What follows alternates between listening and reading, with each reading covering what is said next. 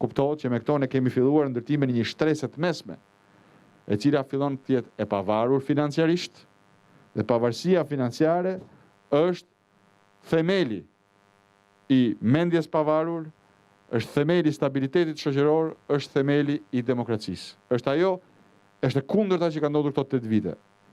Taksat janë rritur jo thjesht për t'ju marrë lekët nga xhepat shqiptare, por për t'i varfruar, se kur je i varfër se ngren dot kokën, kur je i uritur s'mendon dot për demokracinë, s'mendon dot për drejtat. Është një instrument tinzar, njësoj si ai që përdorte diktatura për t'i ulur në gjunjë shqiptarët. Prandaj ka vendosur edhe taksën progresive shtresës mesme, se janë të parët që kanë vështrimin kritik, kanë mendimin kritik dhe janë rrezik për çdo autokrat, për çdo diktaturë. Intelektualët, mjekët, profesionistët, njerëz të artit, kulturës, sipërmarrja, duke qenë e pavarur financiarisht, nuk ja ka frikën shtetit. Dhe ky shtet që ka ndërtuar Edi Rama, është ndërtuar mbi frikën. Prandaj është domosdoshmëri ta shembim me 25 prill frikën dhe të votojmë për ndryshimin.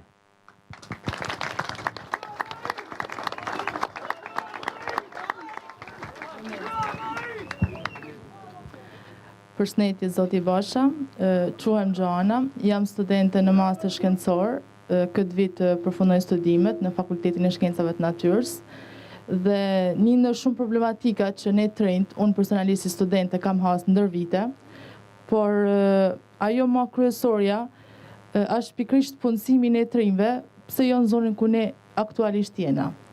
Vavdesi ka institucionet që shumë mirë çdo njeri që është diplomu ose që është në prag të diplomimit mundet shumë mirë më punësu.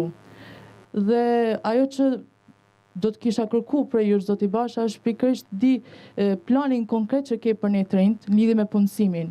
Diçka konkrete dhe jo vetëm në parime. Falenderoj. Industria e teknologjisë informacionit është shumë konkrete. Dhe ne jemi të vetmit që s'kemi përfituar.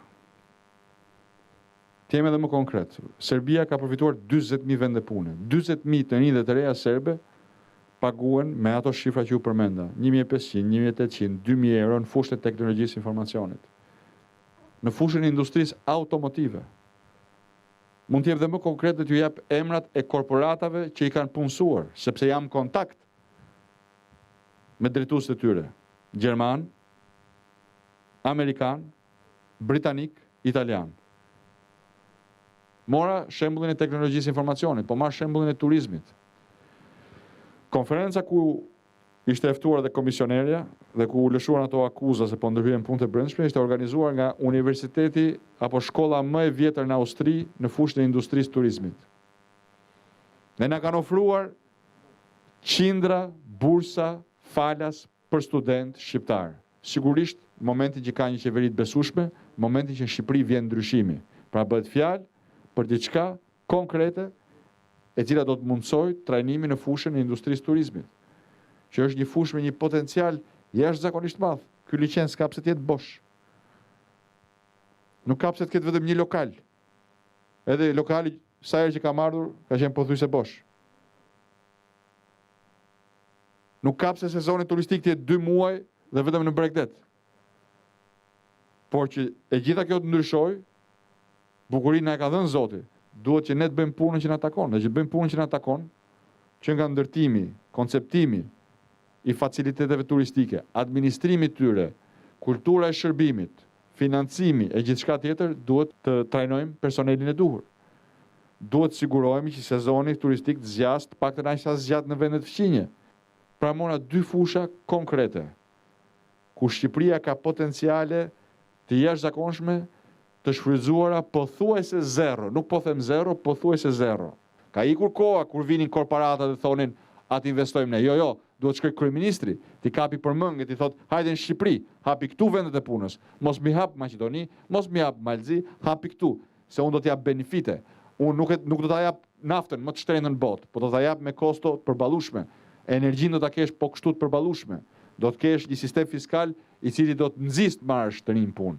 More 1.000 të rinj punë, do t'jap 5 vjet çlirim nga taksat. More 2.000 të rinj punë, do t'jap 10 vjet çlirim nga taksat. Po flas më konkretisht për pjesë të programit ton. Absolutisht kështu kanë ecur këto vende. Prandaj atje ka 40.000 vende punë të reja, ndërsa këtu ikin 40.000 të rinj çdo muaj nga Shqipëria. Ky është ndryshimi. Sepse atje qeveria mendon për ekonominë e vendit, mendon për qytetarët e vet, dhe këtu ky kryeminist dhe kjo qeveri ka menduar vetëm për veten e vet. E kemi përgatitjen, e kemi planin. Është plan, nuk është libër premtimesh. Është punuar seriozisht me ekspert tanë dhe të huaj. Ka marrë kohë gjatë. Po mos harroni, në një vend normal, siç duam ta bëjmë Shqipërinë normale, roli im dhe ekipi tim është të përcaktojmë rrugën. Ku do të hecet?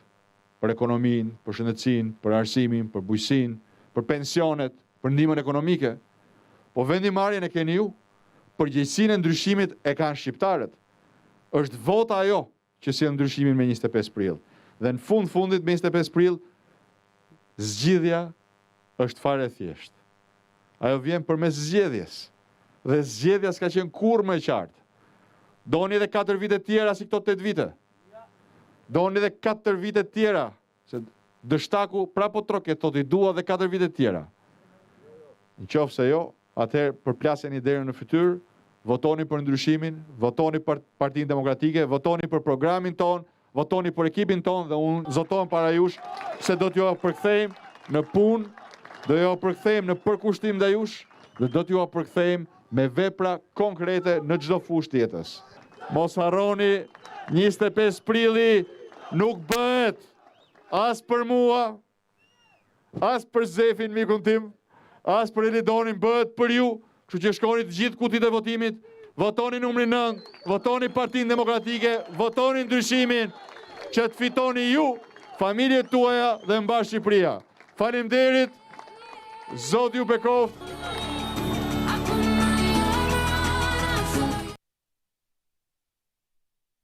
Ndoqëm këtë takim të kryetarit të Partisë Demokratike, Zotit Basha, në vaun e Dejës, një takim elektoral ky që ndoqet drejt për drejt, ndërsa tani do të ndrojmë temë, do të kalojmë në të tjera informacione, do të flasim për